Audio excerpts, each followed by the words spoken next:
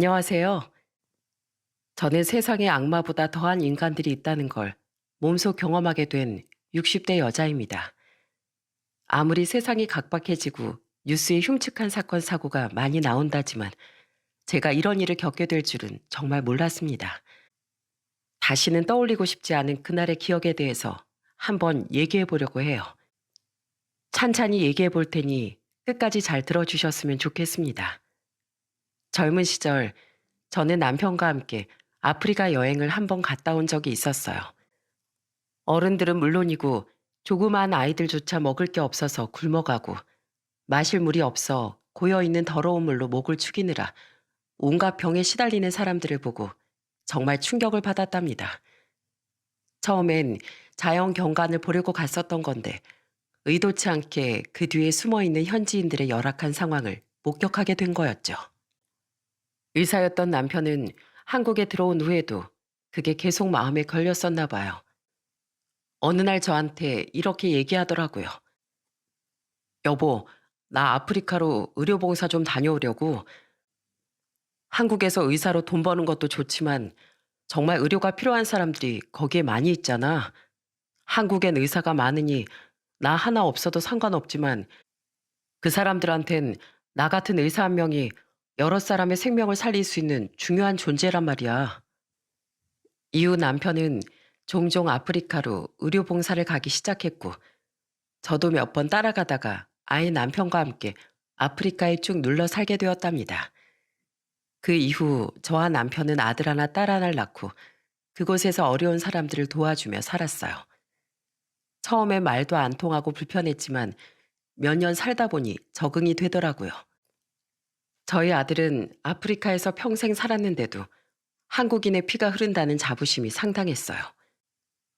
남편이 지인을 통해 구해다 준 세종대왕이나 이순신 장군 같은 사람들의 위인전을 닳고 닳도록 읽으면서 본인도 훌륭한 한국인이 돼야겠다고 항상 말하곤 했었죠.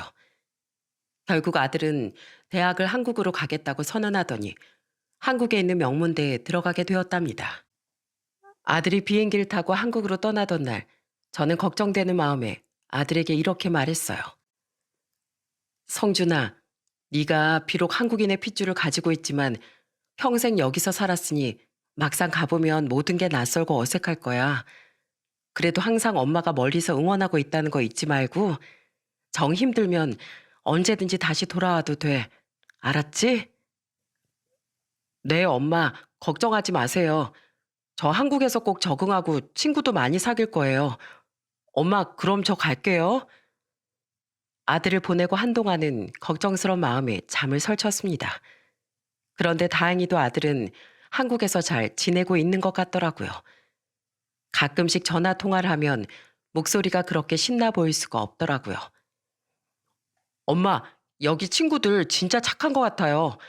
내가 아프리카에서 살다 왔다고 하니까 신기하다고 하면서 이것저것 챙겨주는 거 있죠? 어젠 친구들이랑 같이 학교 뒷산에 등산도 했는데 거기서 만난 어떤 등산객 아저씨한테 막걸리도 한 잔 얻어먹었어요. 젊어서 팔팔하니 보기 좋다면서 파전도 한 조각 입에 넣어주시던데 너무 맛있어서 눈이 튀어나오는 줄 알았다니까요. 이런 게 한국인의 정이라고 하나 봐요. 아이고, 친구들이랑 산에서 얼마나 설치고 다녔길래 모르는 아저씨가 파전까지 줘. 하여튼 못 말린다니까. 한국에서 지내는 게 그렇게 재밌어? 그럼요. 왜 진작 안 하나 싶다니까요. 그리고 오늘은 친구들이랑 같이 치킨을 시켜 먹었는데 진짜 신기했어요. 그냥 학교 안에 있는 벤치에 앉아서 전화 한 통 했는데 조금 기다리니까 저희가 있는 곳까지 가져다 주더라고요. 근데 한국에선 이게 엄청 흔한 거래요. 풀밭에서 닭다리까지 뜯고 캠퍼스의 낭만을 아주 제대로 즐기는 중이에요. 아이고, 한국 땅 밟은 지 얼마나 됐다고 벌써 그새 적응을 다 해버렸네. 그래도 친구들이랑 잘 지내고 있는 것 같아 다행이네. 엄만 네가 가족도 없이 혼자 살면서 외로워할까 봐 걱정했거든. 기숙사에 사니까 외로울 것도 없어요. 낮엔 계속 친구들하고 붙어 다니다가 저녁 되면 도서관 가서 공부도 같이 하고 잘 때도 룸메이트가 있어서 하나도 외로운 거 없어요. 그리고 주말에도 집에 안 가는 애들이 있어서 걔네랑 주말에도 같이 공부하거든요. 엄마, 엄마도 한국 다시 들어와 보면 다시 한국에 눌러앉고 싶어질걸요? 전 한국에 오길 정말 잘한 것 같아요. 아들이 즐겁게 지내는 걸 보니 정말 안심이 되더군요. 아들은 대학을 졸업해 취업도 한국에서 했습니다. 대기업 연구원으로 들어갔거든요. 그리고 아들이 하도 한국이 좋다고 자랑을 해놔서 저희 딸도 한국으로 대학을 갔답니다. 그렇게 애들을 둘 다 한국으로 보내고 남편과 둘이 아프리카에서 지내던 도중 정말 기쁜 소식을 접했답니다. 아들이 결혼할 여자가 생겼다는 거예요. 꼭 소개시켜 주고 싶다고 하길래 남편과 전 오랜만에 비행기를 타고 한국 땅을 밟기로 했답니다. 공항에 도착하자 아들이 예비 며느리와 함께 마중을 나와 있더군요. 여행사 직원으로 일하고 있다던 예비 며느린 참 성격이 싹싹했어요. 저희 부부를 보자마자 환하게 웃으며 이렇게 말하더군요. 어머님, 아버님, 안녕하세요. 저 성준 씨 여자친구 이명아라고 해요. 한국에 몇십 년 만에 오시는 거라고요? 그래서 제가 두 분한테 좋은 추억 많이 남겨드리고 싶어서 여행 코스를 다 짜왔어요. 제가 여행사 직원인데 이 정도는 해야죠. 예비 며느리를 따라 공항 밖으로 나서자 정말 많은 게 변해 있더군요. 예전에 제가 알던 한국의 모습이 아니었어요. 며느린 저희를 여행시켜 주겠다고 봉고차까지 빌렸는데 그 차를 타고 여기저기 참 많이도 돌아다녔답니다. 그 중에서도 가장 기억에 남는 건 경주였어요. 경주 불국사에 갔는데 흐드러지게 핀 벚꽃이 너무 아름다워서 감탄사만 나오더라고요. 아이구야, 아 이게 무슨 일이래. 내 살다 살다 이렇게 아름다운 풍경은 처음이다. 이런 건 사진으로만 봤지. 내가 무슨 현실이 아니라 그림 속에 들어와 있는 것 같네. 어머님, 경주가 원래 문화재도 많고 볼거리가 많아요. 아까 오면서 일반 길거리에도 기와집 많은 거 보셨죠? 그러게, 주유소도 그렇고 파출소도 그렇고 다 기와집으로 되어 있더구나. 어쩜 이렇게 동네가 신기하니? 이게 바로 경주의 어머님. 그럼 경주 처음 와보신 거예요? 들어보시긴 하셨죠? 어머, 예, 당연히 들어봤지. 나 한국 사람이야. 뭐 지금은 아프리카에 살지만 토종 한국인이라고. 그래요? 그럼 어머님 고향은 어디신데요? 난 저기 순천. 우와, 정말요? 순천도 풍경이 참 좋은데. 그럼 아버님도 순천 분이세요? 난 김해 출신이야. 우리 예비 며느리가 여행사 직원이라 오히려 나보다도 김해에 대해서 더 빠삭하게 알겠구만. 아이, 그럼요. 다음에 또 한국 들어오시면 제가 순천이랑 김해 쪽으로 여행 코스 짜볼게요. 오랜만에 고향 한번 가보시는 것도 괜찮잖아요. 싹싹하고 예쁜 며느리 덕에 저와 남편은 오랜만에 들어온 한국에서 관광을 실컷 했답니다. 며느린 직접 봉고차도 운전해 저희를 에스코트하고 식당도 맞지만 속속 골라서 예약을 했더라고요.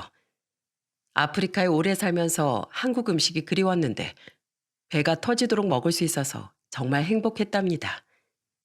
저는 이런 며느리라면 아들의 배우자감으로 더할 나위 없이 좋다고 생각했죠. 성격도 밝고 어른들한테도 잘하니 아들과 오순도순 잘 살 거라고 생각했어요. 그래서 아들의 결혼을 허락하게 되었답니다. 그 후 저희 부부는 한국에 들어온 김에 예비 사돈도 만났어요. 예비 사돈은 시골에서 돼지 농장을 운영하고 있다고 하더라고요. 한정식 집에서 만났는데 바깥 사돈의 얼굴을 보고 조금 놀랐습니다. 얼굴도 까맣고 인상도 거칠어 보이는 게 조금 무서웠거든요. 게다가 웃음기도 별로 없더라고요. 저는 분위기를 풀어보고 싶어 바깥 사돈한테 말을 걸어봤어요. 사돈 어른, 저희 성준이가 외국에서 오래 자라서 한국 문화에 대해 조금 모르는 점이 있을지도 몰라요. 혹시 그런 일이 있더라도 너그럽게 이해해 주시고 가르쳐 주셨으면 좋겠습니다. 아, 네, 그렇게 하죠. 굳은 얼굴로 짧게 대답하는 바깥 사돈을 보고 조금 당황스러웠어요. 그런데 그때 며느리가 나서서 이렇게 얘기하더군요. 어머님, 저희 아빠가 원래 조금 무뚝뚝하세요. 그래도 정은 많은 분이니까 너무 걱정하지 마세요. 성준 씨하고도 금방 친해지고 잘 지낼 거예요. 그 말에 저는 제가 첫인상만 보고 오해한 것 같다는 생각이 들었어요. 그래서 상견례 무사히 마치고 몇 달 뒤 애들을 결혼시키게 되었답니다. 저희 아들은 결혼 후에 며느리랑 잘 지내는 것 같았어요. 저랑 영상통화도 자주 했는데 그때마다 기분이 좋아 보였거든요. 하루는 며느리가 갑자기 저한테 영상통화를 걸어서 밤바다를 보여준 적이 있었어요. 어머님, 여기 야경 죽이죠? 오랜만에 이랑 같이 드라이브 하다가 회 한 접시 먹으러 왔는데 어머님 생각나서 전화해봤어요. 아이고, 정말 화면으로만 보는데도 너무 예쁘구나. 우리 성준이가 네 덕에 좋은 곳도 많이 다니고 참 고맙다 아가. 에이, 이게 왜 제 덕이에요. 제가 여행지를 많이 알긴 해도 이가 잘 맞춰주니까 같이 다닐 수 있는 거죠. 집구석에서 맨날 TV만 보는 남자들도 얼마나 많은데요. 그런데 전 이렇게 여행 좋아하는 남자랑 만나서 얼마나 행복한지 몰라요. 어머님, 제가 항상 말씀드리지만 이 낳아주셔서 정말 감사해요. 멀리 계신 어머님이 걱정하시지 않게 제가 이 잘 챙기고 예쁘게 잘 살게요. 아이고, 어쩜 이렇게 말도 예쁘게 할까. 며느라, 내가 더 고맙구나. 우리 성준이 항상 신경 써주고 외롭지 않게 옆에 있어줘서 정말 고마워. 저는 행복해 보이는 아들과 며느리의 모습에 둘이 평생 이 모습을 유지하며 잘 살기만을 바랬습니다. 그런데 그게 너무 큰 욕심이었던 걸까요?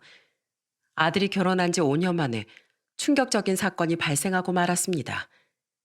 갑자기 걸려온 며느리의 전화에 평소처럼 웃으면서 받은 전 너무 놀라 휴대폰을 그만 떨어뜨리고 말았어요. 뭐라고? 우리 성준이가 교통사고를 심하게 당했다고? 네, 어머님. 머리 심하게 다쳐서 지금 수술 들어갔어요. 어머님, 우리 그이 괜찮겠죠?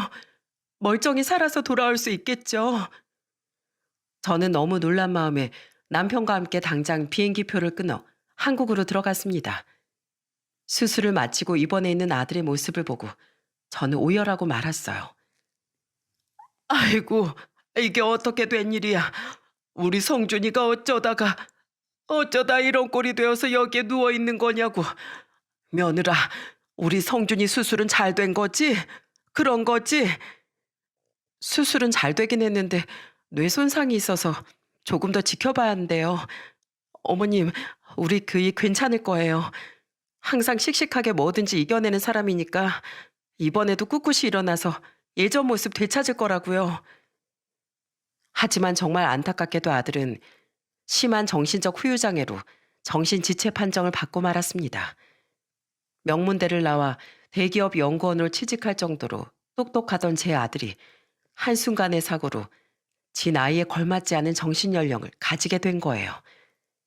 그래도 기다리면 낫겠지 하면서 한동안 아들을 돌봤지만 전혀 차도가 없더라고요. 매일 그렇게 울면서 지내고 있는데 며느리가 제 손을 꼭 붙잡고선 이렇게 말하더라고요. 어머님, 걱정하지 마세요. 이 제가 어떻게든 낫게 할 거예요.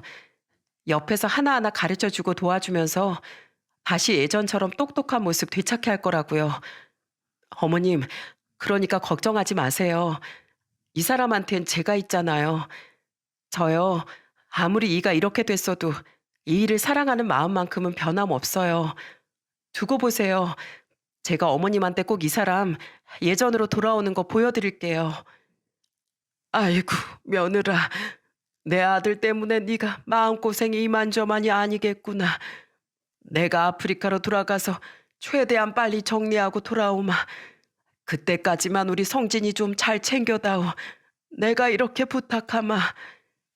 네, 어머님, 걱정하지 마세요. 제가 최선을 다해서 보살필게요. 결국 저는 떨어지지 않는 발을 억지로 떼어 아프리카로 돌아왔습니다.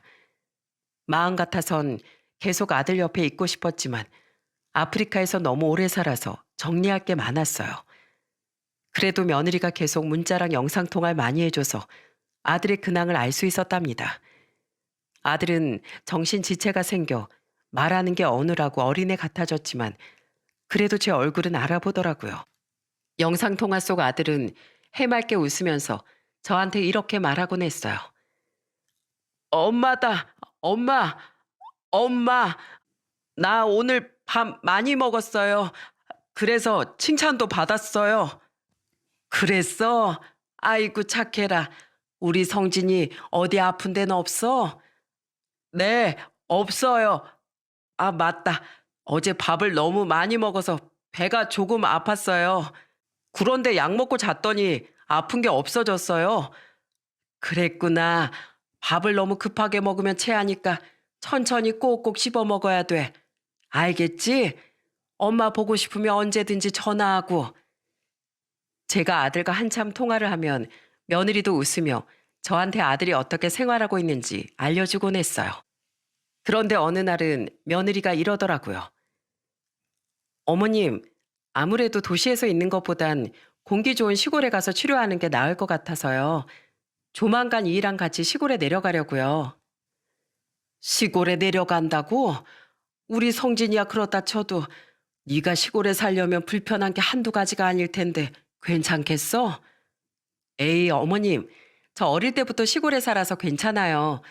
아무래도 도시엔 차도 많고 위험하니까 한적한 곳에서 여유 있게 지내다 보면 이도 상태가 좀 괜찮아지지 않을까 해서요. 제 아들 때문에 굳이 시골에 내려가 살겠다는 며느리의 말에 너무 고마워 눈물이 다 나오더라고요. 정신지체가 생긴 아들을 보살펴 주는 것도 고마운데 아들의 입장에서 항상 생각해 주니 며느리가 참 천사같이 느껴졌어요. 저는 며느리가 고생할까봐 하루라도 빨리 아들을 보러 갈 생각이었답니다. 그런데 불행하게도 그 계획에 차질이 생기고 말았어요. 최근 들어 몸이 자꾸 안 좋아 병원을 갔다가 위암 판정을 받고 말았거든요. 급하게 수술을 받고 항암 치료를 다니느라 한국에 들어갈 일정이 자꾸만 미뤄졌습니다. 당장 제 몸이 아프다 보니 정신이 없어 아들을 챙길 겨를이 없더군요. 그런데 어느 순간부터 아들한테서 연락이 잘 안 오기 시작했어요. 처음엔 그래도 문자는 간간히 왔었는데 시간이 지날수록 전화라도 받질 않고 문자에 답장도 없더라고요. 아들이야 정신이 온전치 않으니 그렇다 쳐도 며느리라도 연락이 돼야 하는데 며느리조차 아무런 연락이 되지 않았습니다. 너무 걱정이 되어 당장이라도 한국에 들어가고 싶었지만 제 몸이 이러니 쉽게 움직일 수가 없더라고요. 결국 전 딸에게 얘기해 아들의 소식을 좀 알아보라고 했어요. 그런데 한참 뒤 딸에게서 이렇게 연락이 오더군요. 엄마, 아무래도 이상해. 오빠가 살던 신혼집 가서 전에 살던 사람들 어디 갔냐고 물어보니까 모른다고 하고 오빠 친구들 연락처도 수소문해서 알아냈는데 전화해보니까 다들 최근에 연락한 적이 없다고 하더라고. 오빠가 다니던 회사에도 찾아가 보고 할 수 있는 건 다 해봤는데 오빠의 흔적이 아무 데도 없어. 엄마, 그 사돈 어른께서 돼지 농장 한다고 했지? 거기라도 가볼까? 혹시 위치 알아? 너 혼자서 거기에? 아니야. 엄마가 조만간 한국으로 들어갈 테니까 그때 같이 가보자. 그 전에 돼지 농장이 어디쯤 있는지 네가 확인 좀 해볼래? 엄마도 정확한 주소는 모르고 지역만 알고 있는데 그 지역에 있는 돼지 농장 좀 찾아봐 줘라. 아휴, 내가 몸만 멀쩡해서도 지금 당장 가는 건데 내 몸이 성치 않으니 마음대로 움직일 수도 없고 이거 참 답답해 죽겠구나. 결국 전 병원에서 치료를 받고 회복하느라 아들한테서 연락을 끊긴 지 1년이 조금 넘어서야 한국에 들어갈 수 있었어요. 남편과 함께 딸을 만나 딸이 미리 알아본 돼지 농장 쪽으로 향했습니다. 한참을 차로 달려가 보니 집이 한 채 보이더군요. 뭔가 익숙해 보여서 곰곰이 생각해 보니 예전에 며느리와 영상통화했을 때 봤던 집인 것 같았어요. 저는 저기가 사돈댁이라는 직감에 다짜고짜 가서 문을 두드렸습니다. 그러자 안쪽에서 안사돈이 나오더군요. 안사돈은 절 보자마자 화들짝 놀라선 이렇게 말했어요. 어머, 사부인께서 여기는 어쩐 일이세요? 아프리카에 계신 거 아니었나요? 사부인, 저희 아들이 연락이 안 돼서요. 혹시 저희 아들 어디서 어떻게 지내고 있는지 알고 계시나요? 따님하고는 연락하실 거 아니에요? 글쎄요, 저도 그게 참 궁금하네요. 저도 실은 저희 딸이랑 연락 안 된 지 한참 됐거든요. 네? 그게 정말이에요? 말도 안 돼. 어디 짐작하는 데는 없으시고요? 있으면 진작에 찾아봤죠. 그런데 뭐 젊은 애들끼리 알아서 잘 살 텐데 굳이 간섭할 필요 있나요? 때가 되면 알아서 연락들 하겠지요. 사부인께서도 너무 신경 쓰지 마세요. 뭐 어린 애들도 아니고 다 큰 애들인데요, 뭐. 저는 믿을 수 없는 얘기에 순간 머리에 뭔가 얻어맞은 듯한 기분이 들었습니다. 적어도 사돈은 애들 행방을 알고 있을 줄 알았는데 무조건 모른다고만 하니 눈앞이 캄캄했어요. 저는 이제 어떻게 해야 되나 하는 심정으로 사돈 댁을 빠져나와 골목길에 주저앉았습니다. 그런데 그때 사돈 집 앞에 어떤 할머니가 지팡이를 들고 앞에서 쉬고 계시더라고요. 저는 지푸라기라도 잡아보자는 심정으로 그 할머니한테 물었어요. 할머니, 제가 사람을 좀 찾고 있는데요. 김성준이라고 이 집 사위인데 혹시 못 보셨나요? 그 외에 키 크고 안경 쓰고 머리를 다쳐서 말이 조금 어눌한데 보신 적 없으세요? 오래전에 보신 거라도 좋으니까 뭐라도 아시는 거 있으면 제발 말씀 좀 해주세요. 아, 김성준이? 그런데 그쪽은 누이시요? 저희 아들 아세요? 제가 성준이 엄마예요. 이 사람은 성준이 아빠고 여긴 여동생이고요. 그러자 할머니는 갑자기 안쓰러워하는 표정을 지으시더군요. 아이고, 이제야 나타났구나. 이제야 나타났어. 그 젊은 것이 내 어찌나 불쌍하던지. 일단 날 따라오시오. 내가 아들이 있는 곳을 가르쳐 줄 테니까. 저희는 할머니를 따라 한참을 걸어갔어요.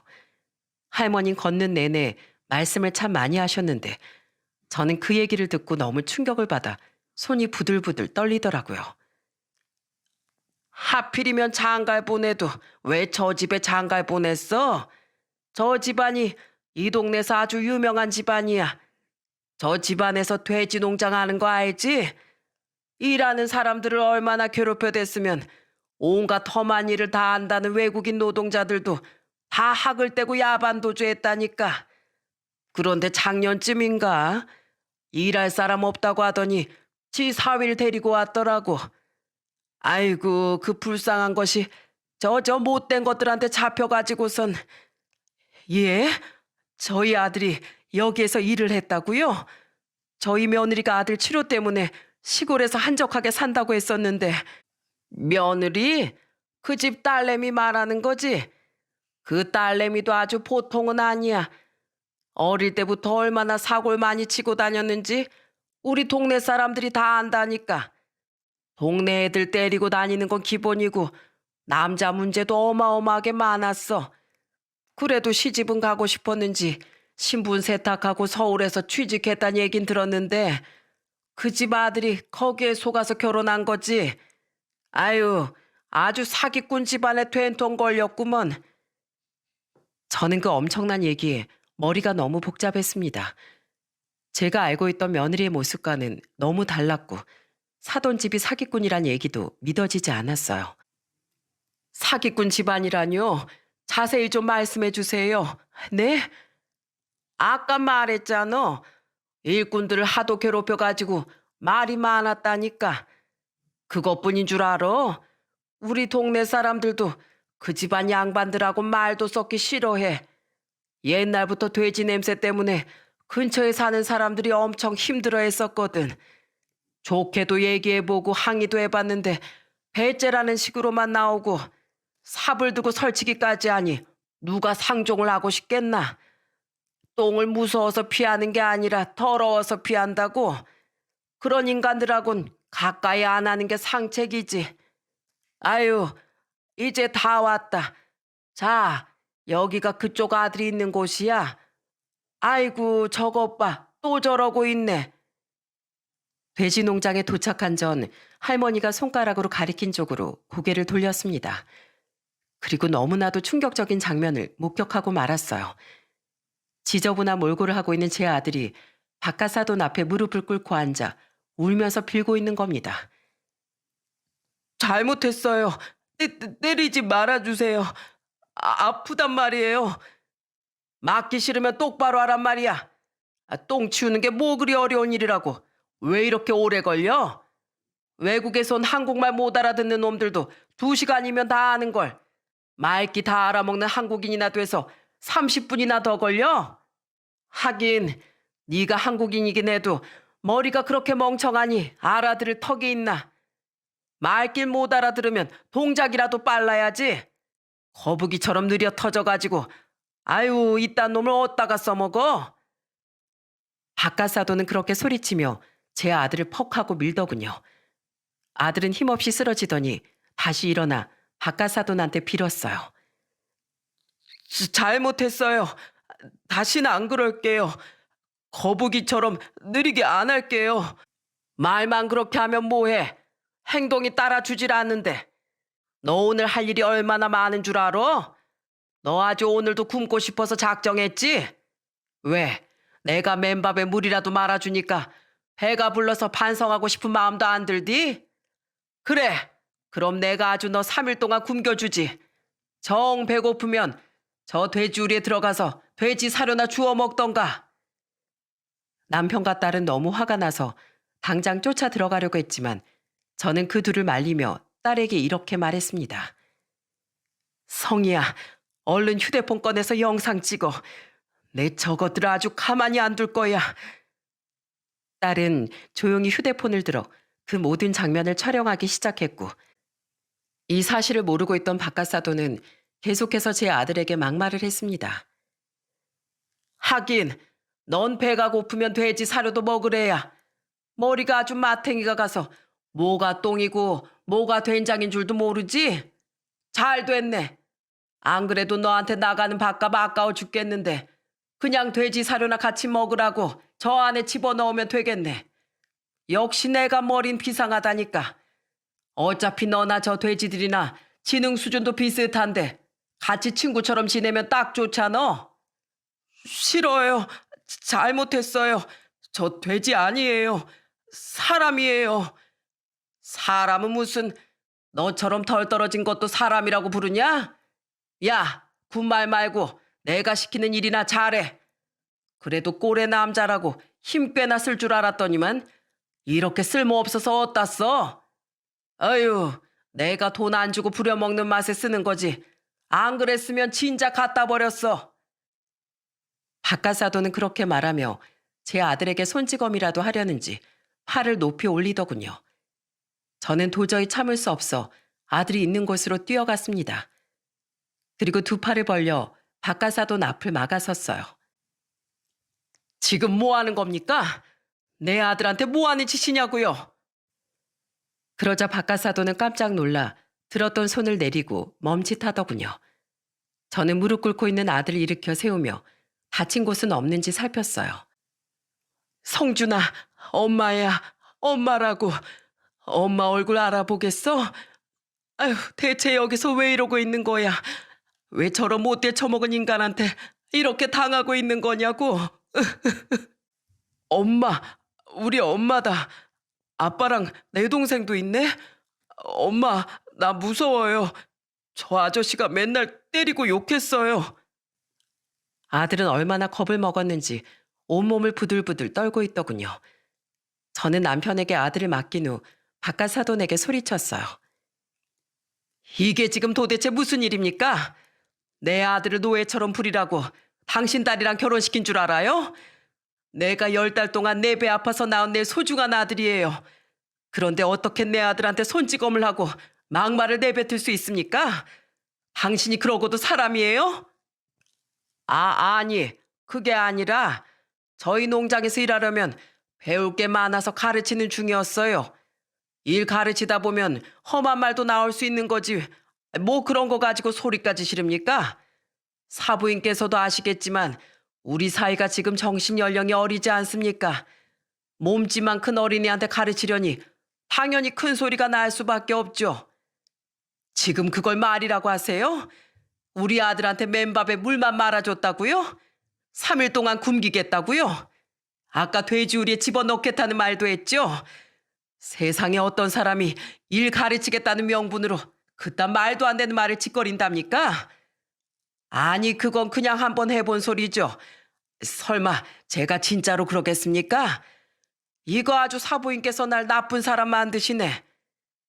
박가사도는 끝까지 아니라고 우기더군요. 그런데 그때 저희를 여기까지 안내해준 할머니가 앞으로 나서더니 소리쳤어요. 야, 이 못된 놈아, 어디서 거짓말이야?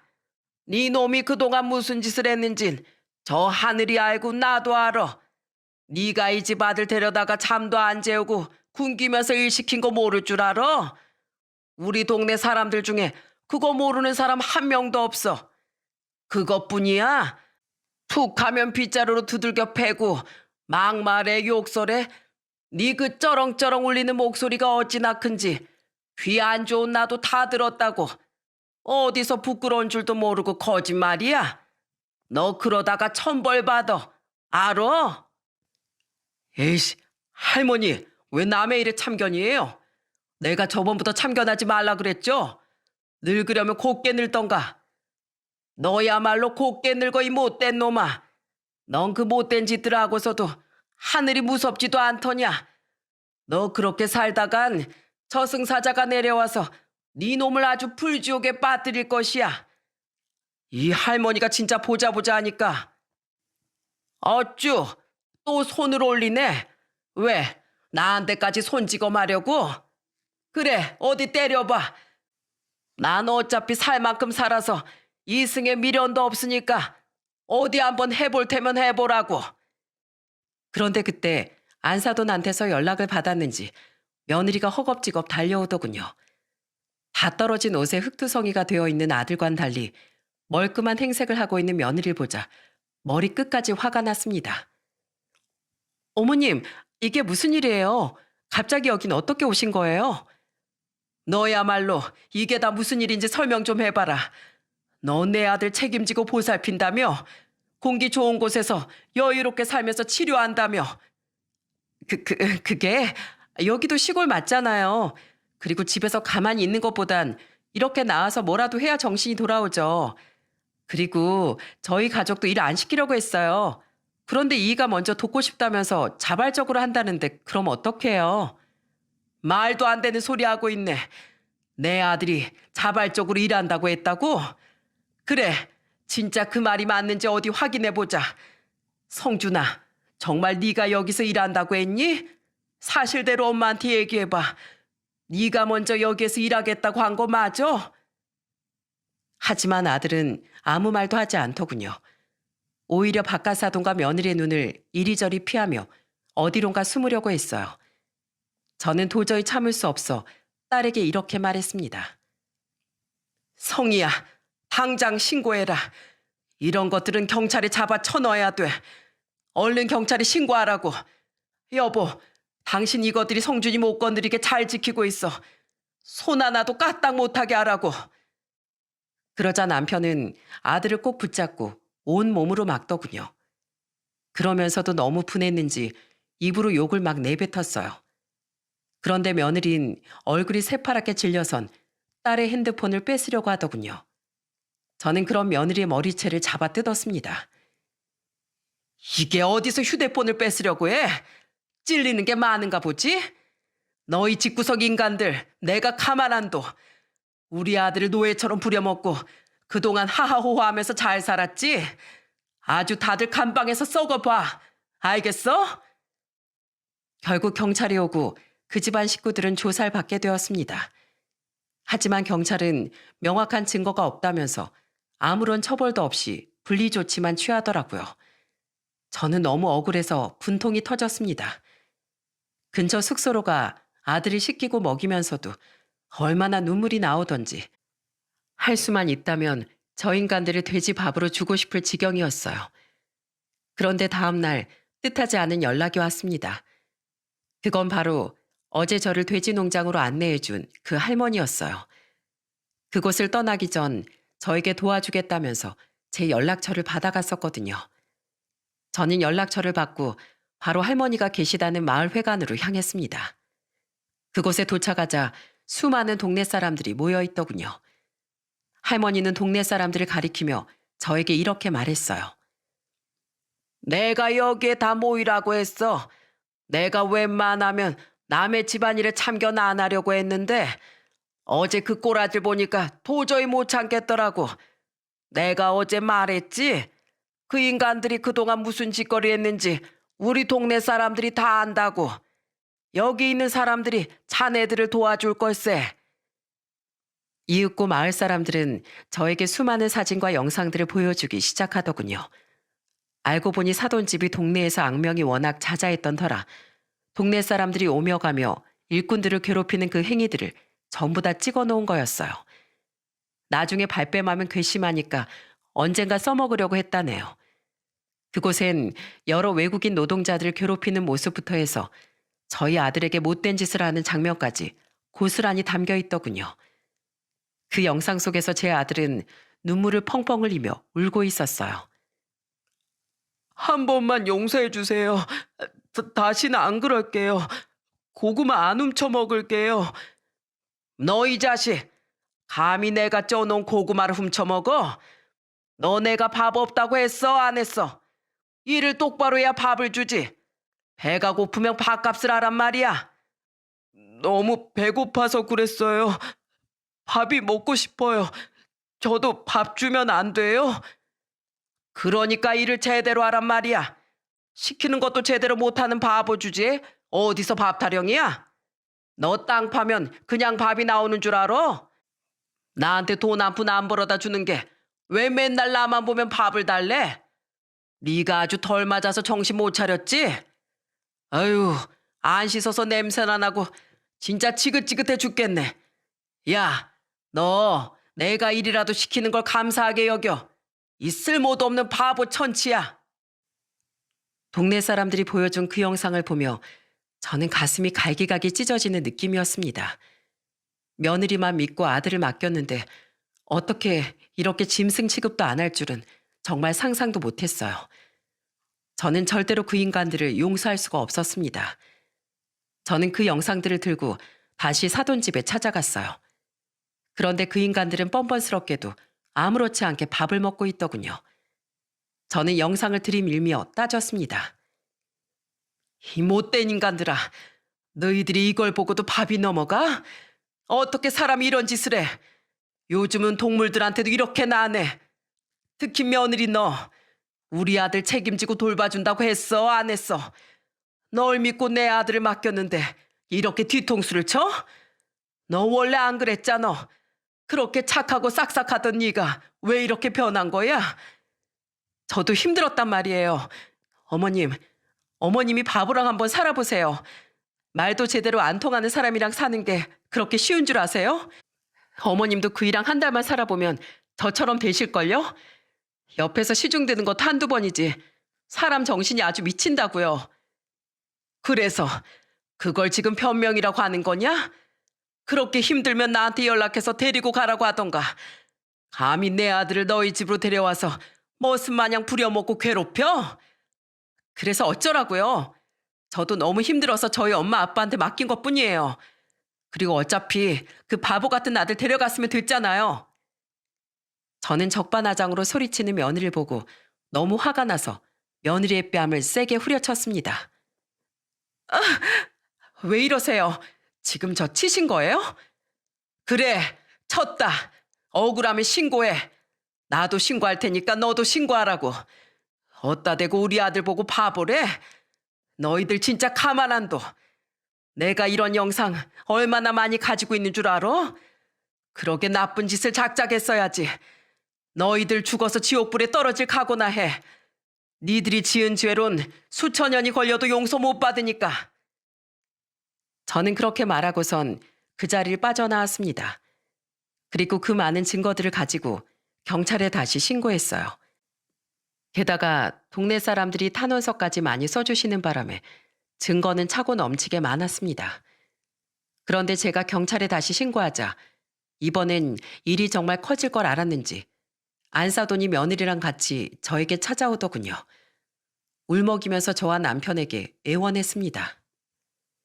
사부인, 제발 합의 좀 해주시면 안 될까요? 저희 돼지 농장 하면서 먹고 사는데 남편이 감방에 들어가면 농장 관리할 사람도 없고 완전히 망하는 거라고요.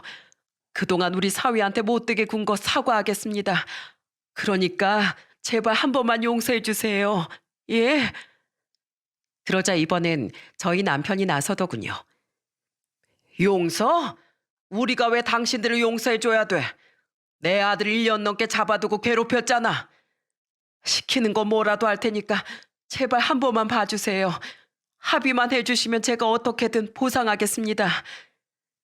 그 나쁜 짓을 저질러 놓고 합의해달라고 비는 그 인간들의 얼굴을 보니 화가 끓어올라 미칠 것 같더군요. 내 아들이 저런 인간들의 발밑에서 노예처럼 굴렀던 걸 생각하니 참을 수가 없었어요. 그래서 저는 똑같이 그 인간들을 제 아들의 발밑에 무릎 꿇게 만들고 싶었습니다. 그래서 전 안사돈이란 여자한테 이렇게 말했어요. 그럼 내 아들한테 무릎 꿇고 사과해. 그럼 생각해 볼 테니까. 예? 사위한테 무릎까지 꿇으라고요? 그건 좀... 저기요 사부인, 뭐 다른 건 없을까요? 꼭 무릎을 꿇어야 하나요? 용서해 달라며? 뭐라도 할 수 있다며? 무릎 꿇는 게 그렇게 어려워? 하기 싫으면 하지 마. 난 합의 안 해주면 그뿐이야. 알겠어요. 무릎 꿇으면 되잖아요. 안사돈과 며느린 그제야 제 아들 앞에 무릎을 꿇고 머리를 조아리더군요. 그러고서 눈물까지 보이며 용서를 빌었습니다.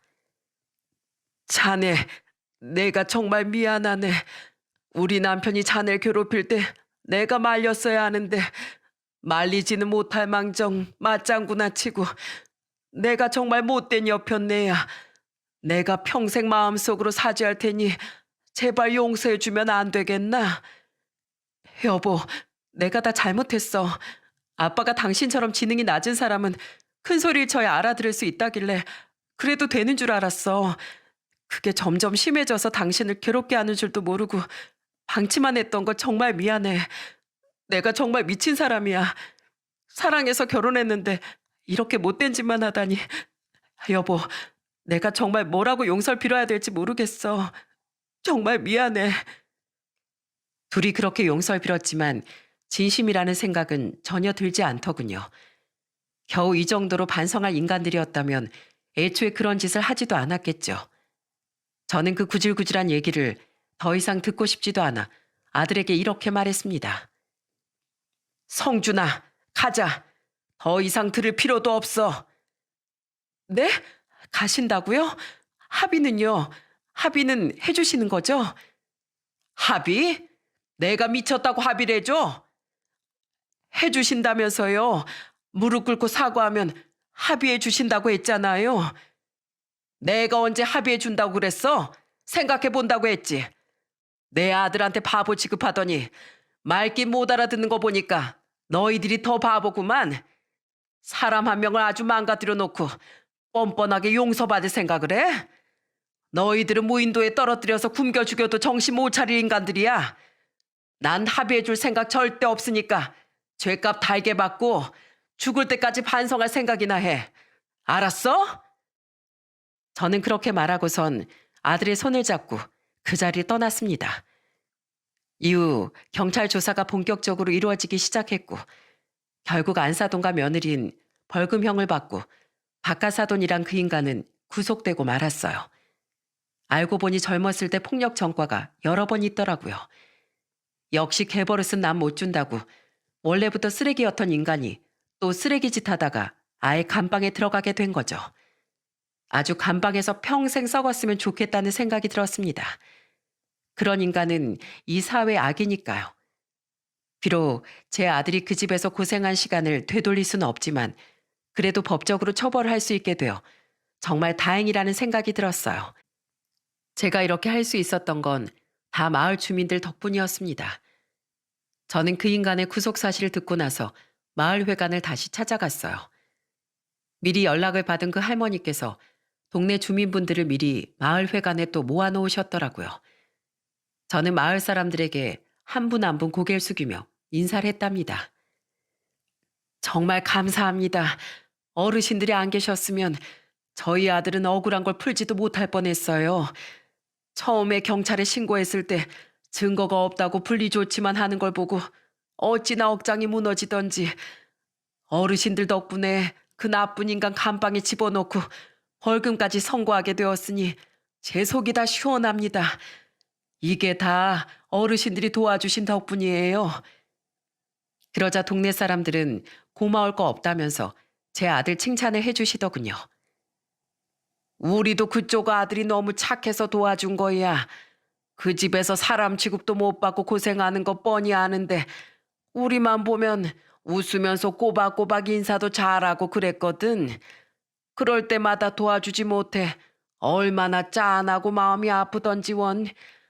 그 인간들은 그쪽 아들한테 바보라고 하지만 우리가 볼 땐 전혀 바보로 안 느껴져. 얼마나 똘망똘망하고 바른 사람인데 우리가 진작에 먼저 나서줬어야 되는데 이제야 용기 내서 오히려 미안하지. 그래도 그 인간들 죄값밖에 생겼으니 얼마나 잘 됐는지 몰라. 우리 마을 사람들도 그 집안 인간들 때문에 속 많이 썩었거든. 어르신들은 그렇게 말씀하시며 저를 따뜻하게 안아주시더군요. 저는 너무도 감사한 마음에 몇 번이고 감사 인사를 하고 돌아왔어요.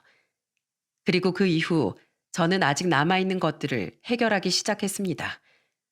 아들은 당연히 이혼시키고 소송을 통해 그동안 아들이 그곳에서 일했던 대가는 물론이고 정신적 손해보상까지 청구해 받아냈답니다.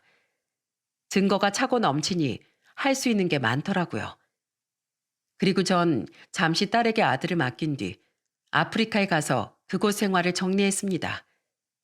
그동안 멀리 떨어져 살면서 자식들을 챙겨주지 못한 게 너무 한이 되었거든요.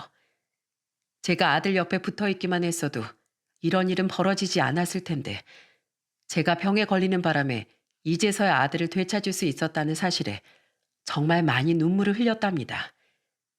그리고 시간이 흘러 그 일이 있은 지도 벌써 2년이 지났네요. 저와 남편은 아프리카 생활을 정리하고 한국으로 넘어와 정착해 살고 있어요. 암 치료도 한국에서 계속 받고 있고요.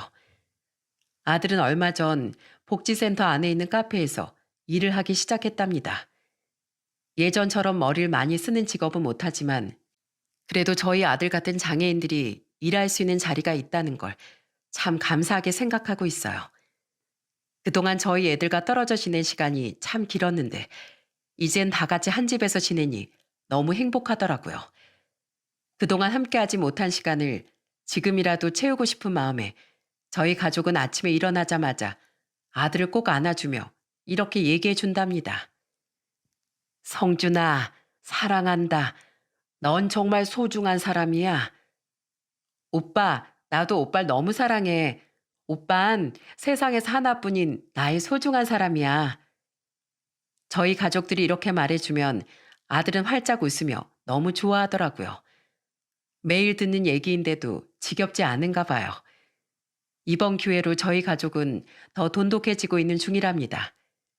지금 제 얘기를 들으시는 분들 중에서도 주변에 저희 아들처럼 사고나 기타 이유로 안 좋은 일을 겪은 사람이 있을 겁니다. 그 사람이 가족이 됐든 친구가 됐든 한 번씩 이렇게 따뜻한 말 한마디 해주시면 어떨까요? 별거 아닌 그 말 한마디에 당사자는 큰 힘을 얻을 수도 있답니다. 명심보감에 이런 말이 있대요. 아기 그릇에 가득 차면 하늘은 반드시 이것을 깨뜨린다. 못된 짓을 하면 언젠가는 벌을 받는다는 뜻이겠죠. 저희 아들에게 못된 짓을 한 그 인간들도 벌을 받았으니 하늘이 그 아기 그득그득 담긴 그릇을 깨뜨린 거라고 볼 수 있겠네요. 여러분, 제 얘기 재미있게 들으셨나요? 비록 저희 가족은 힘든 일을 겪었지만 여러분의 앞길엔 좋은 일만 가득하시길 바랄게요. 그럼 이야기를 마치도록 하겠습니다. 들어주셔서 정말 감사합니다.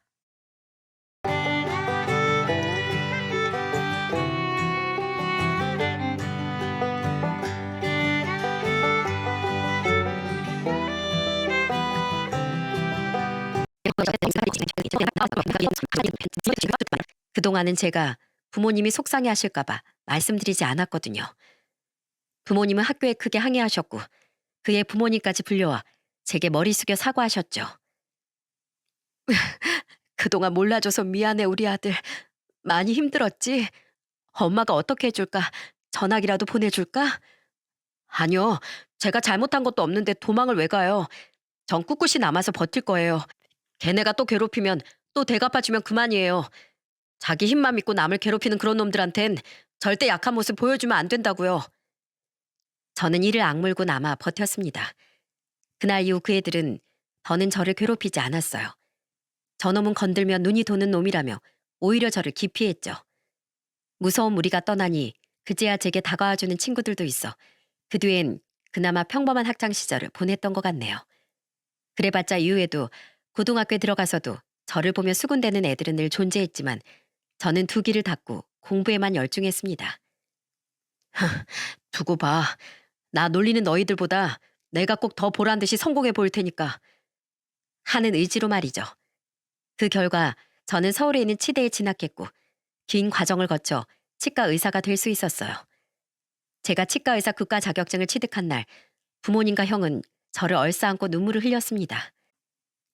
장하다 우리 아들. 정말 장해.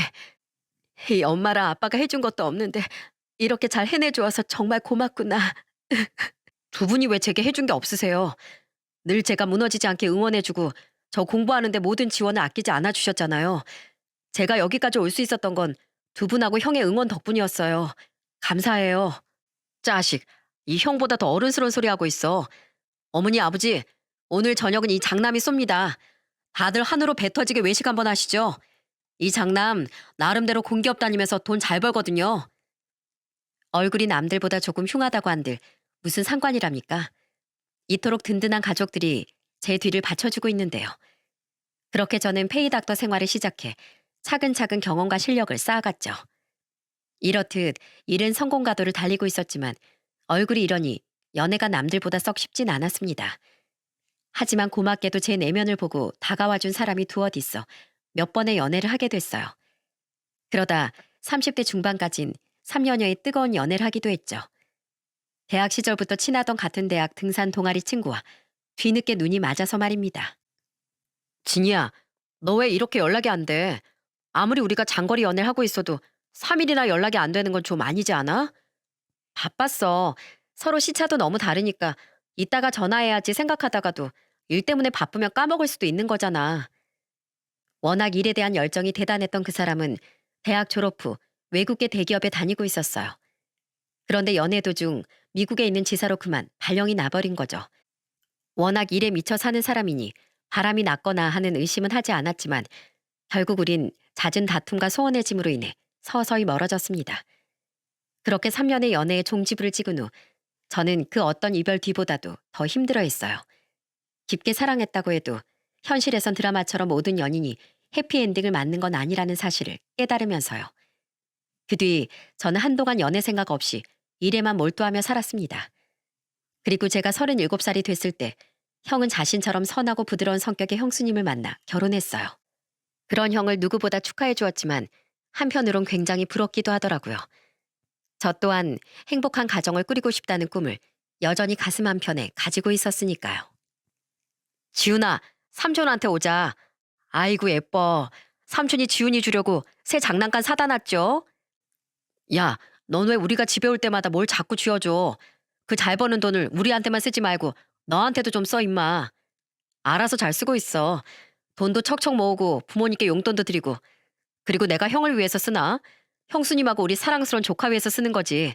형수님, 제가 여자 물건은 잘은 모르는데 저희 치과에서 같이 일하는 여자 선생님한테 물어서 화장품 좀 사놨어요.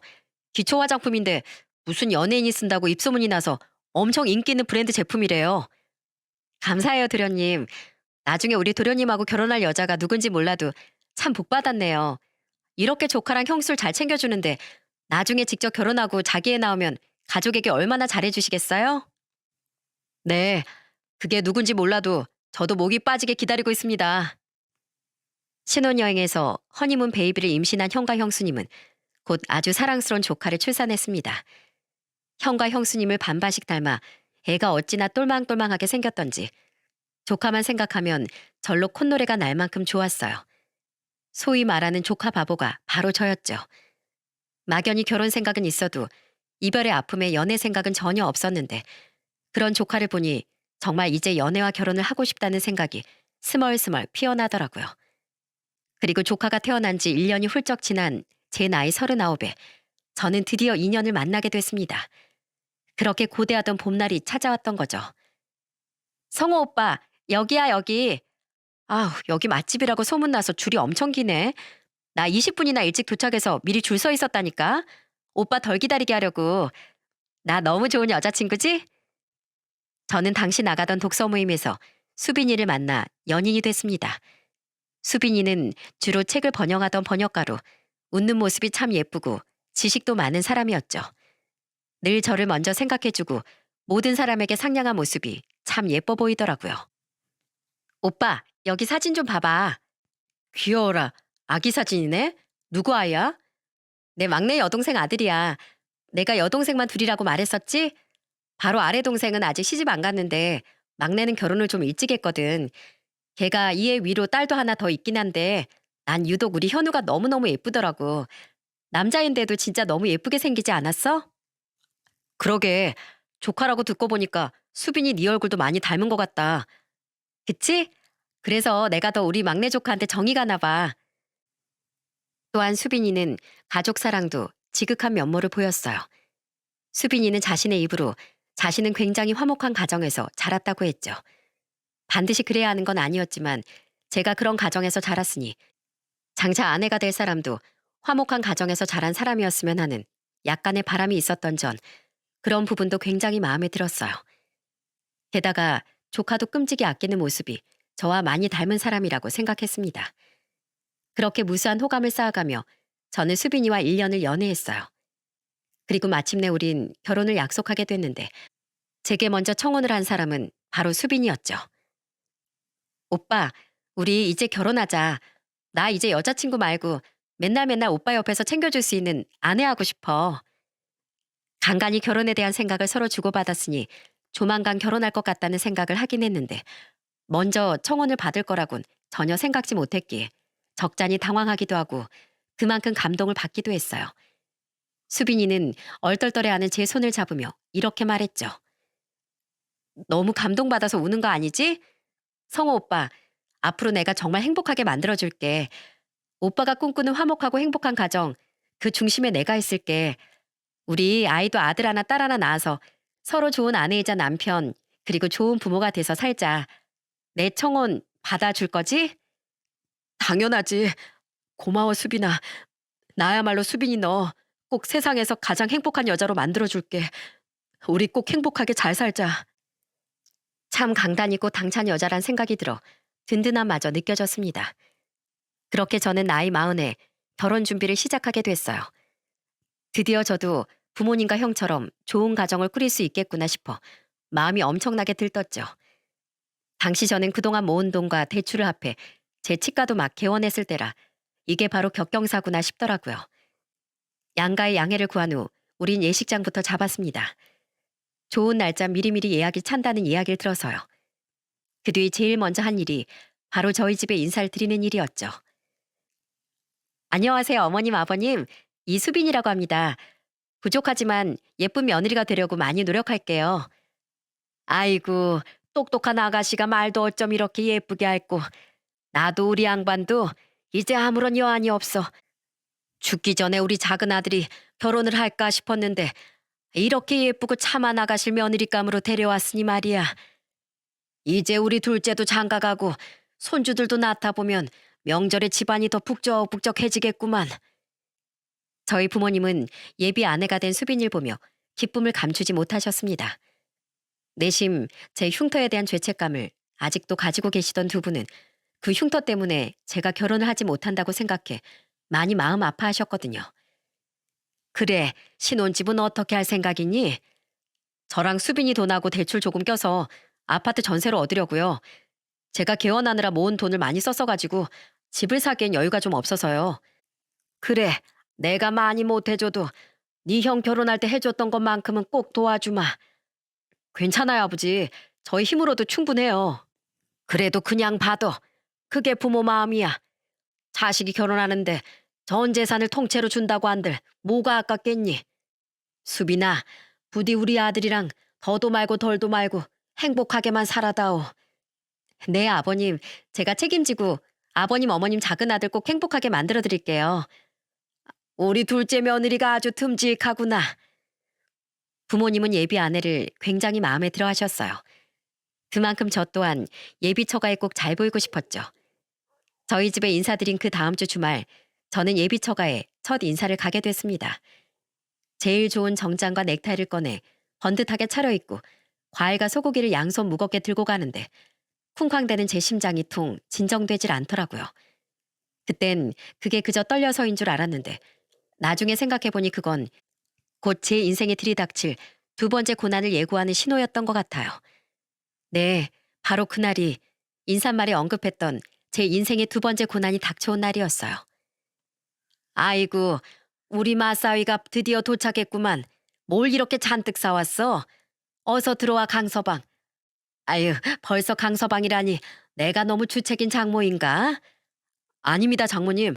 벌써 절 사위로 인정해 주셔서 오히려 감사합니다.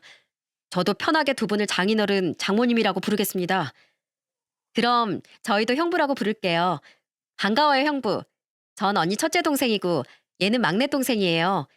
저기는 막내 남편인 우리 제부고요. 앞으로 저희 언니 잘 부탁드려요.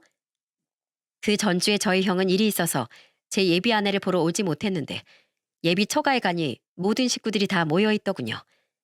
예비 장인, 장모와 예비 큰처제, 막내 처제, 그리고 막내 처제의 남편인 제 예비 손아래 동서, 막내 처제의 딸과 아들까지 전부 말이죠. 예비 장인 장모와 큰 처제는 저를 굉장히 환대해준 반면 막내 처제와 동서는 절 보며 어색한 웃음을 지어 보이더라고요. 그땐 그게 그냥 낯가림 때문인 줄로만 알았습니다. 그 웃음이 바로 곧 다가올 엄청난 사건의 예고편인 줄도 모르고 말입니다. 예비 아내는 동서 품에 안겨있던 자기 조카를 제게 소개해줬어요. 오빠, 얘가 바로 내가 그렇게 말했던 현우야. 내 조카. 올해로 3살 됐어. 너무 귀엽지? 그래, 네가 현우로구나. 그놈 볼수록 귀엽게 생겼네. 앞으로 잘 부탁한다. 저는 수줍게 막내 처제 손을 잡고 있던 5살이라는 여자아이에게도 인사하며 화기애애한 분위기를 이어갔습니다. 예비 장모는 상다리가 부러지도록 진수성찬을 차려놓았더군요. 음식을 종류별로 한 젓가락씩만 먹어도 배가 찰 만큼 가짓수도 엄청나고 외관도 화려했죠. 자, 우리 사위 한 잔 받게. 술 좀 하나? 적당히 분위기 즐길 만큼은 곧잘 마십니다. 저도 한 잔 드리겠습니다, 장인어른. 이야, 우리 아빠 출세했네. 의사 사위한테 술도 다 받고. 언닌 진짜 좋겠다. 자기 병원까지 갖고 있는 치과 의사가 남편이라니. 게다가 형부가 평소에도 그렇게 자상하시다며? 부럽다 정말. 형부, 저도 나중에 좋은 남편감 좀 소개시켜 주세요. 좋은 사람 옆에 좋은 사람이 그렇게 많다잖아요. 내 주위에 거의 다 유부남이긴 한데 한번 찾아볼게. 내 처제 될 사람 일이면 내가 두 팔 걷어붙이고 나서봐야지. 우와, 우리 형부 완전 든든하다. 약속하신 거예요? 꼭이요? 그럼 약속한다는 의미에서 저랑도 짠하세요. 큰 처제 장인 장모는 술도 엄청나게 잘 마시더군요. 평소 저와 마실 땐 한두 잔 먹고 말던 예비 아내도 그날은 기분이 좋은지 계속 술을 입에 털어넣더라고요. 예비 아내가 술을 그렇게 잘 마시는지 그날 처음 알았죠. 저 또한 계속 예비 처가 식구들과 건배를 하느라 잔을 내려놓을 새가 없었습니다. 그 자리에서 술을 마시지 않은 건 한 명씩 맡아서 애들을 보던 예비 막내 처제와 동서뿐이었어요. 어? 아, 이런 술이 다 떨어졌네. 에이, 내가 이럴까봐 당신한테 술 좀 넉넉히 사다 놓으랬지. 흥 떨어지게 이게 뭐야? 그런데 술자리가 잔뜩 무르익은데 집에 있던 술이 떨어져 버렸어요. 예비 장인은 거의 반병밖에 남지 않은 소주병을 보며 아쉬움을 금치 못하더라고요. 저는 잘 보이고 싶은 마음에 냉큼 일어서서 제가 얼른 나가서 사오겠다고 말했어요. 우리 사위가? 좋아. 그럼 막걸리랑 소주랑 섞어서 많이 좀 사오게. 고마워, 성호 오빠. 그럼 난 그 사이에 오빠 좋아하는 김치 부침개 좀 부쳐놓을게. 예비 아내는 제게 편의점 위치를 설명해주며 고맙다고 말했습니다. 마침 취기가 너무 올라 바람 좀 쐬고 싶었는데 밖에 나오니 머리가 시원해지는 기분이었어요. 저는 예비장인 말대로 소주와 막걸리 사들고 다시 예비 처가로 향했습니다. 그런데 예비 처가가 있던 빌라 입구에서 누군가 초조하게 절 기다리고 있더라고요. 저 예비 영부. 그 사람은 바로 계속 말없이 애들만 돌보고 있던 예비 막내 처제였습니다. 넉살 좋게 벌써 형부하던 예비 큰 처제와 달리 절 제대로 부른 적도 없던 막내 처제는 예비 형부라고 어색하게 절 부르더라고요. 막내 처제, 왜 밖에 나와 있어? 꼭 단둘이 있을 때 드릴 말이 있어서 잠깐 집에서 빠져나왔어요. 나한테? 무슨 말? 예비 형부, 이거 보고 저희 큰언니랑 결혼 잘 결정하세요. 그리고 예비 막내 처제는 제게 자신의 휴대폰을 건네더군요. 이게 뭔가 싶어 휴대폰 화면을 바라본 전 이내 제 두 눈을 의심했어요. 이건 한 장 더 있어요. 그것도 옆에 있는 신랑은 다른 사람인 사진으로요. 저희 언니 2번이나 이혼했던 사람이에요. 식구들 다 알고 있으면서 뻔뻔하게 예비 영부, 아니 성호실 속인 거라고요. 그건 바로 제 예비 아내가 웨딩드레스를 입고 찍은 결혼식 사진이었습니다. 누가 봐도 사진 속 예비 아내는 결혼식의 주인공인 신부였죠. 예비 막내 처제는 제게 예비 아내가 벌써 2번이나 결혼하고 이혼했던 사람이라고 폭로해 준 거예요. 심지어 사진 속 신랑 중 한 사람은 푸른 눈의 외국인이더군요. 어안이 벙벙해 있던 제게 예비 막내 처제는 이번엔 휴대폰에 있던 음성 녹음 파일을 하나 들려주었습니다. 들어보니 예비 아내와 막내 처제의 통화 녹음 내용이더군요. 막내 처제는 제게 휴대폰에 설정된 통화 자동 녹음으로 녹음된 녹음본이라고 말해줬어요. 그리고 그건 예비 아내의 결혼식 사진보다 더 큰 충격을 제게 안겨주었죠. 야, 수연아, 나 부탁이 있어. 뭔데? 나 곧 애 낳는 거 알지? 이 애 네 호적에 좀 올려서 네가 키워주라. 내가 매달 양육비로 50만 원씩 줄게. 뭐? 미쳤어? 언니 애 왜 내가 키워? 내가 이혼한 마당에 전 남편 애를 키워야겠니? 혼자 애 키우는 여잘 어떤 남자가 좋다고 하겠어. 나도 또 새 출발해야지.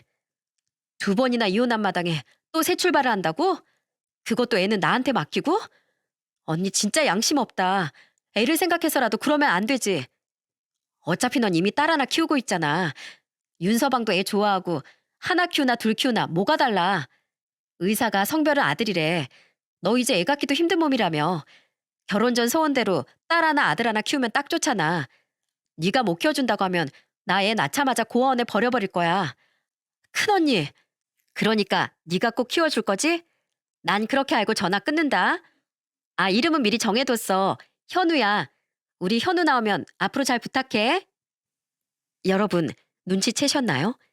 예비 아내가 그렇게 예뻐했던 조카 현우는 바로 조카가 아니라 예비 아내의 친자식이었던 거예요. 엄청난 진실에 입을 다물지도 못하겠더군요. 예비 막내 처제는 한숨을 푹 쉬며 제게 이렇게 이야기했죠. 네, 저희 아들 큰언니 아이예요. 이젠 제 자식으로 품었으니 절대 다시 언니한테 돌려보낼 생각은 없지만요. 성우 씨, 저희 언니 유학 시절엔 외국인 형부랑 대뜸 결혼했다 성격 차이로 금방 이혼하고 2번째 형부는 하던 사업이 망하자마자 자기가 임신 5개월 된 몸임에도 불구하고 버려버린 사람이에요. 자기 자식도 저한테 떠넘기고 뻔뻔하게 처녀 행세하면서 이 남자 저 남자 만나다 치과 의사인 성호 씨 만나자마자 덥석 문 거라고요. 자기 인생에 언제 또 의사를 물겠냐고 저한테 엄청 전화로 자랑하더라고요. 그걸 다 알고도 다들 한통속이었다는 거예요? 저랑 남편은 엄청나게 반대했어요. 근데 저희 부모님이랑 작은 언닌 집안에 의사 사이 들어오면 평생 덕을 얼마나 보겠냐며 쌍술 들고 환영하더라고요. 제 남편은 공장 다닌다고 그렇게 무시했으면서요. 저희 부모님 평생 남들한테 사기치고 도박판에 눈 멀어 살던 한심한 사람들이에요. 아빠는 몇 번 옥살이도 했고요. 작은 언니도 일도 제대로 안 하면서 남자 등쳐먹고 다니는 빈대인데 이렇게 속아서 결혼하면 앞으로 성호 씨한테 얼마나 또 돈을 뜯어내겠어요. 제일 나쁜 건 가방끈만 길지 남의 인생 알길 우습게 하는 저희 큰언니지만요. 그런데 진실을 폭로하고 이 결혼 뜯어 말리려고 저랑 남편 오늘 여기 온 거예요. 그러니까 얼른 도망가세요. 이 말 꼭 드리고 싶어서 여기서 계속 성호 씨를 기다린 거예요. 예비 막내 처제는 예비 형부라고 절 부르기도 미안하다며 저를 성호 씨라고 불렀습니다. 그리곤 지금 자신과 같이 집에 올라가 집을 뒤집어 엎든 냅다 도망치든 더 이상 자기 큰언니에게 속지 말라고 말했죠. 어차피 자기도 오늘 제게 진실을 폭로하고 진절머리 나는 그 집안 인간들과 인연을 끊을 생각이었다면서요. 엄청난 충격이 제 몸을 휘감았습니다. 1년 동안이나 절 깜짝같이 속였다니 온몸에 소름까지 오소소 돋았죠. 취기도 잔뜩 오른 터라 정말 눈이 뒤집히더라고요. 저는 그 길로 곧장 예비 처가에 올라가 집안을 발칵 뒤집어 버렸어요. 이 쓰레기 같은 집구석이 감히 사람을 물러봐? 강서방, 자네 갑자기 왜 이러나? 강서방 같은 소리 하네. 이봐요 아저씨. 내 돈을 노리고 감히 딸이 2번이나 이혼한 여자라는 걸 숨겨요? 그것도 지혜까지 동생한테 버린 여잘? 이 망할 인간들 어디 맛 좀 봐라. 저는 그 집에 들어가자마자 봉다리에 들어있던 막걸리를 까서 그 집 인간들에게 죄다 뿌려버렸습니다. 저도 제법 치기가 올랐던 터라 치밀어 오르는 분노를 주체할 수가 없더라고요. 집안은 순식간에 아수라장이 됐습니다. 예비 장인 장모와 예비 아내 큰 처젠 의악하며 비명을 질렀고 애들은 울음을 터뜨려댔죠. 유일하게 그 상황을 예상했던 예비 동서만이 우는 애들을 침착하게 달래고 있더군요. 예비 아내는 막걸리를 마구 털어내며 제게 다가와 겁먹은 표정으로 물었습니다. 그리고 제 뒤에 의기양양하게 서 있던 막내 처제는 그런 예비 아내에게 저보다 먼저 냅다 소리치더군요. 오빠, 그걸 어떻게 알았어? 어떻게 알긴 내가 다 말했지. 이런 뻔뻔한 짓을 하고 무사히 결혼할 수 있을 줄 알았어? 내가 멀쩡한 한 사람 인생 망치는 그런 짓을 그냥 두고만 볼 거라고 생각했냐고. 내가 말했지. 이딴 짓 무슨 짓을 해서든 내가 막을 거라고. 이제 이 한심한 짓거리도 전부 끝이야. 이수빈, 이 끔찍한 여자야. 다른 사람 인생을 얼마나 우습게 알면 이혼을 밥 먹듯이 하는 것도 모자라 자기 애를 한치의 망설임도 없이 동생한테 떠넘겨. 그리고 나랑 우리 가족을 어떻게 이렇게 깜짝같이 속이냐고. 이수빈, 네 입으로 직접 말해봐. 저기 저 현우가 누구 앤지. 저 또한 그런 예비 막내 처제의 말에 이어 소리를 질렀습니다. 그러자 예비 아내는 쩔쩔매며 더 황당한 소리를 짓거리더군요. 반반이야. 뭐? 반반? 그건 또 뭔 헛소리야? 낳긴 내가 낳았는데 호적에 올리고 키운 건 수연이니까 반반이지. 내 조카가 맞긴 맞잖아. 나 완전 거짓말한 건 아니야 오빠. 치킨이냐? 반반 타령하게? 이거 완전 순 또라이 아냐? 내가 등신이고 천치지. 저런 한심하고 끔찍한 여자한테 깜빡 속다니. 뭐? 화목한 가족? 그래. 똘똘 뭉쳐서 잘도 이런 짓을 꾸며댔으니 서로 사이는 좋아 보이네.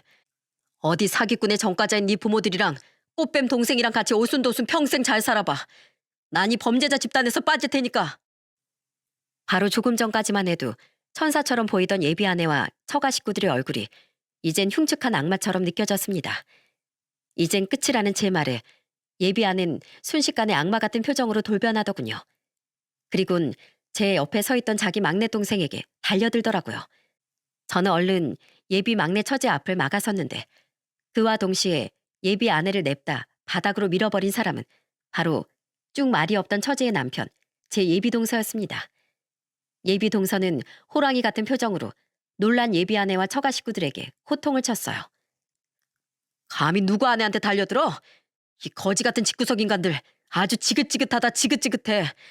그동안 그냥 못 배워먹은 집안이라고 생각하고 날 무시해도 애 떠넘겨도 꾹 참았는데 이젠 도저히 안 되겠네요.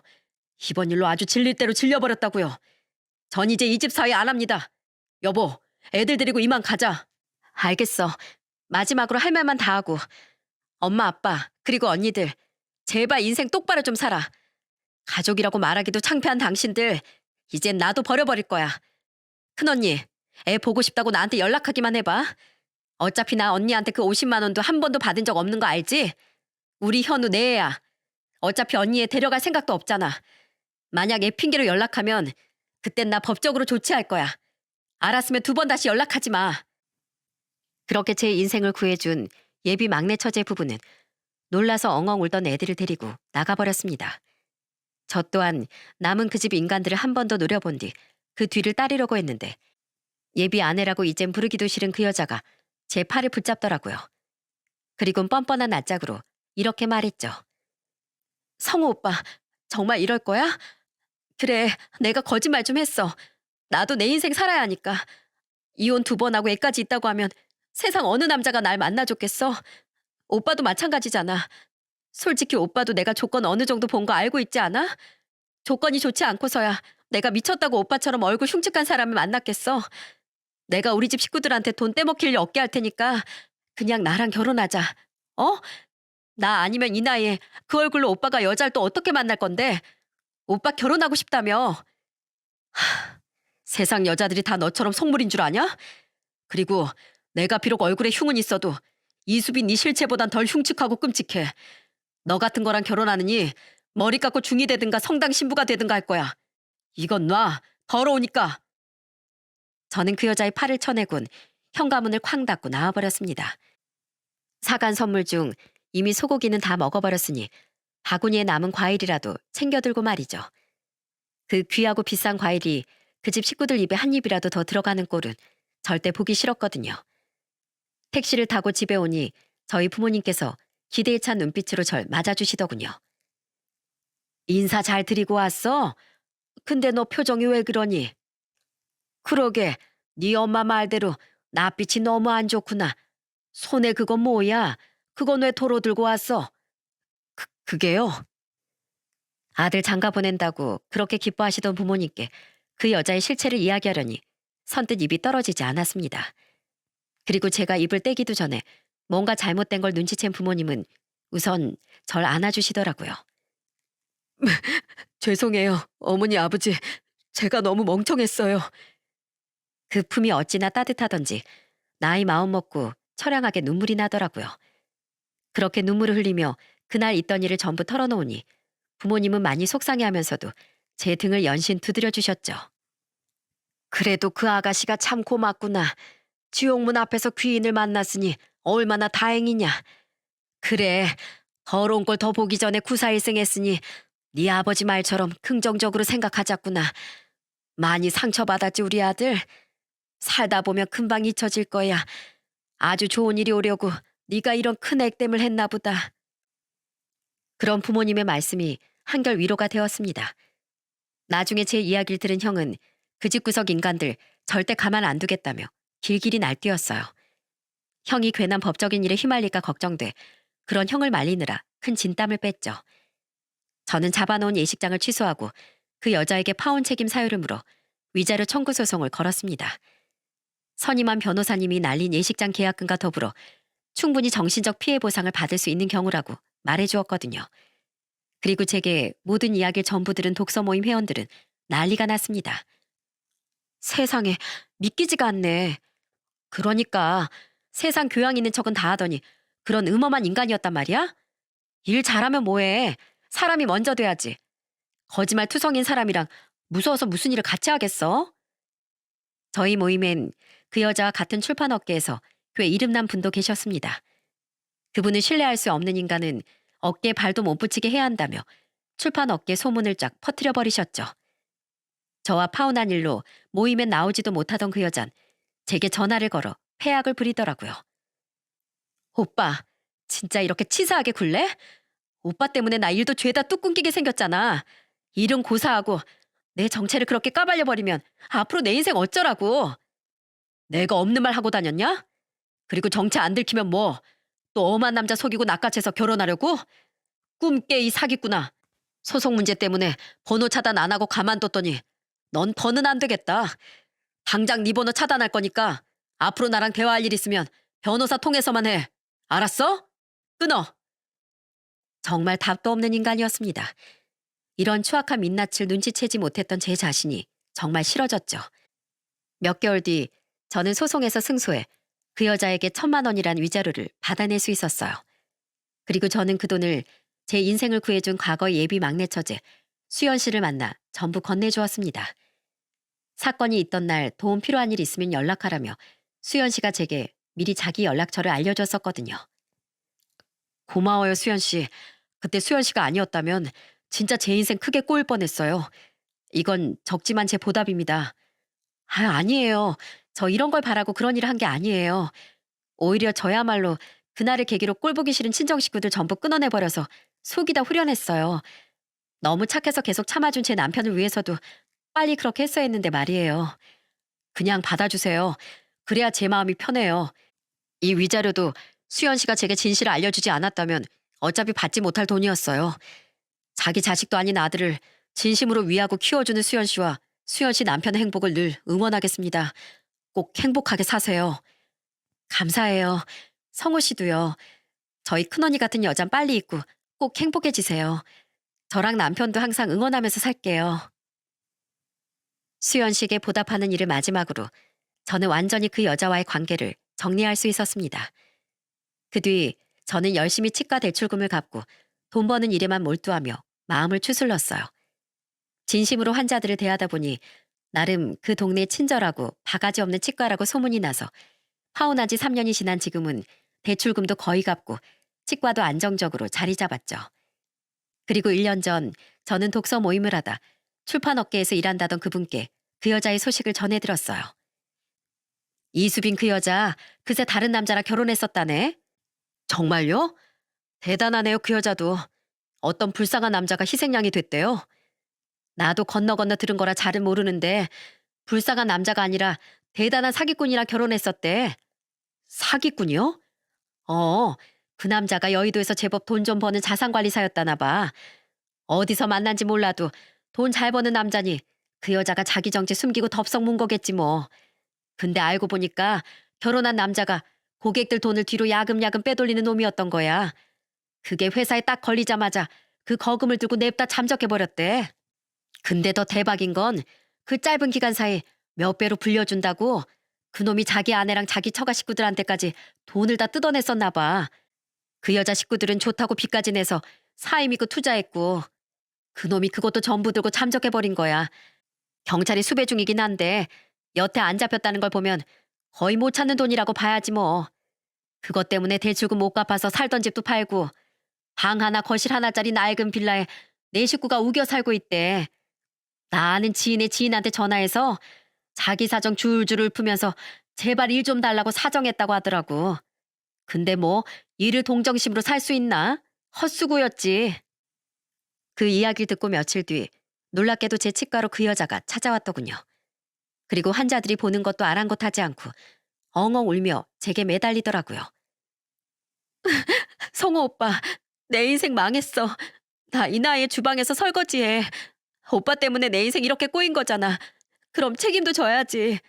생각해보니까 나 진심으로 오빠 사랑했었어. 나 여태 오빠 못 잊어서 남자도 한 명 안 만났다니까. 웃기고 있네. 나 다 들었거든? 너보다 더한 사기꾼이랑 결혼했다가 너희 가족 폐가 망신한 거. 넌 진짜 끝까지 거짓말뿐이구나. 환자들 보잖아. 당장 나가. 들었어? 그래. 나 혼인신고도 하기 전에 사기부터 당하고 쫄딱 망했다. 그래도 예정을 생각해서 나 한 번만 다시 받아주라. 어? 우리 가족들은 나 때문에 집이 망한 거라고 일도 안 하고 다 나만 원망하고 있어. 집을 나오려고 해도 집 구할 돈이 있어야 나오지. 이건 뭐 돈은 내가 벌고 욕은 욕대로 혼자 다 먹고 사는 게 사는 게 아니야.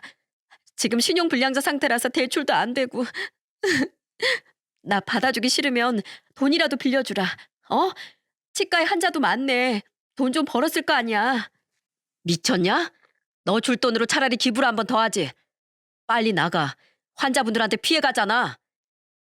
아무리 쫓아내려고 해도 그 여잔 제 다리를 붙잡고 매달렸습니다. 저는 결국 경찰을 불러 그 여자를 쫓아내야 했죠. 그리고 끌려가는 그 여자에게 한 번만 더 찾아오면 그땐 진짜 법적으로 해결할 거라고 벌금 낼 돈 있으면 어디 한번 또 와보라고 윽박질렀어요. 그러자 그제야 그 여잔 저를 찾아오지 않더라고요. 이후 지금껏 그 여자 소식을 들은 적은 없습니다. 아마 여전히 자기 가족에게 구박받으며 근근히 살아가고 있겠죠. 번역가라는 직업도 거의 잃고 사는 곳도 변변찮으니 아마 다시 누군가를 속여 결혼은 하지 못할 것 같네요. 그리고 놀라운 사실은 그 여자가 치과에 찾아왔을 때 저는 연애 중이었습니다. 그리고 지금은 세상에서 가장 행복한 유부남이 됐죠. 여러분 혹시 기억하시나요? 가장 뜨겁게 연애하다 장거리 연애로 인해 헤어졌었던 제 전 여자친구 말입니다. 그 사람이 바로 지금의 제 아내예요. 아내는 2년 전 한국 지사로 돌아온 뒤 대학 동아리 모임의 모습을 드러냈습니다. 서로 굉장히 어색할 줄 알았는데 아내는 특유의 호탕한 성격답게 제 어깨를 탁 치며 이러더라고요. 너 웬 진상 만나서 사기 결혼 당할 뻔했다며? 사내 자식이 맹해가지고 이 험한 세상 어떻게 살래? 오랜만이네. 넌 참 여전하다. 고맙다. 내가 얼마나 한심한 놈이었는지 일깨워줘서. 넌 잘 살고 있지? 글쎄, 잘 살긴 했는데 여태 넌 못 잊었어. 너랑 헤어지고 괜찮을 줄 알았는데 몇 년이 지나도 안 잊혀지더라. 그래도 너한테 미안해서 연락은 못했었는데 오늘 여기 용기 내서 나온 거야. 파혼한 일은 안 됐지만 나한텐 두 번 다시 없을 기회 같은데 한가하면 이 누나랑 다시 좀 만나주지? 누나 능력 좋다. 번듯한 아파트도 가지고 있어. 야, 너네 다시 만나려고? 그래. 아무리 봐도 너흰 그냥 천생연분이다. 여태 서로 결혼도 안 하고 있는 거 봐. 물론 성호는 잠깐 가려다 실패하긴 했지만 진이제 만나려고 그런 아픔을 겪은 거 아니겠냐. 야, 성호야. 진이제엔 자타공인 능력녀지. 계속 연락하던 친구들이 있으니 과거도 전부 알지. 적어도 너한테 사기는 안 칠 거니까 믿고 만나봐. 그래, 성호야. 진이제 내가 아는데 진짜 너랑 헤어진 뒤로 한 번도 연애 안 했어. 아내의 말을 들은 친구들과 선배 후배들은 박수를 치며 우리를 응원하더군요. 물론 그렇다고 아내를 바로 다시 만난 건 아닙니다. 아무래도 한 번 헤어진 사이이다 보니 재회는 신중해질 수밖에 없었죠. 하지만 저에 대한 진심을 계속해서 내보이던 아내의 모습을 보며 마음이 흔들렸고 저 역시 마음이 남아있음을 깨달아 우린 다시 시작할 수 있었어요. 그리고 지난해 겨울 드디어 웨딩 마치를 올린 거예요. 아내는 과거에도 지금도 제 흉터를 보면 이렇게 얘기하곤 합니다. 남자가 뺀질뺀질 잘생기기만 한 거 난 별로더라. 요즘은 개성시대야. 당신 얼굴이 얼마나 개성 있어? 아무나 못 가지는 개성이니까 자부심을 가져. 난 그런 당신 얼굴 너무 좋아. 무작정 괜찮다, 멋있다가 아니라 저런 말을 해주니 오히려 진심인 게 느껴지더라고요. 저희 부모님과 형, 그리고 형수님도 이런 아내를 누구보다 가족으로 아껴주고 있죠. 예전 연애 시절부터 저를 알던 장인 장모님과 처남은 역시 아내 임자는 저였다며 지금도 저만 보면 많이 반겨주곤 하세요. 더군다나 얼마 전 아내는 임신 5주차라는 경사스러운 깜짝 소식까지 들려주었답니다. 나 아빠 만들어줘서 정말 고마워 여보. 나 정말 좋은 남편, 좋은 아빠가 될게. 다 큰 남자가 울긴. 하긴 그렇게 아빠가 되고 싶어 했으니 감동할 만했지. 나도 어머님처럼 세상에서 제일 행복한 아내이자 엄마 만들어줘야 돼. 알았지? 사랑해 우리 남편. 그토록 꿈꾸던 행복한 가정의 가장이 저는 조금씩 되어가고 있습니다. 예전 저를 위로했던 어머니의 말씀처럼 정말로 지금의 행복을 만나기 위해 저는 과거의 그 불행을 겪었던 것 같아요. 저는 앞으로 좋은 아들이자 동생, 사위이자 남편, 그리고 좋은 아빠로서의 본분을 다하며 최고의 가장이 되기 위해 노력하며 살 거예요. 앞으로의 제 인생 여러분도 함께 응원해 주시면 정말 감사할 것 같습니다. 제가 결혼해서 살아보니 결혼을 하면 제2의 인생이 시작된다는 말이 정말 맞는 것 같더군요. 이렇게 모두의 인생에서 가장 중요한 행사 중 하나인 결혼을 가지고 자신의 이기심만 채우려 남의 인생을 망치려는 인간들이 있더라고요. 뻔뻔하게 자신의 정체를 숨기고 속이는 저와 파혼한 그 여자와 그 여자가 결혼했던 남자처럼 말이죠. 하지만 거짓의 끝에 절대 행복은 존재하지 않는다는 걸 그들이 꼭 깨달았으면 좋겠습니다. 뭐 그런 한심한 인간들이 세상의 이치를 깨달았을 땐 이미 땅을 치고 뼈저리게 후회한 뒤겠죠. 혹시 저처럼 피해를 입은 분들이 있다면 그런 인간들 때문에 더는 상처받지 말고 후련하게 떨쳐내버리세요.